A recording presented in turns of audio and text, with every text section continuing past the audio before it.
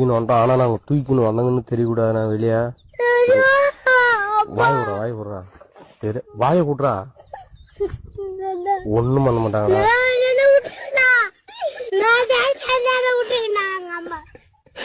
ஒண்ணும் பண்ண மாட்டாங்கடா. கார்ல எடுத்துன்னு போவாங்க.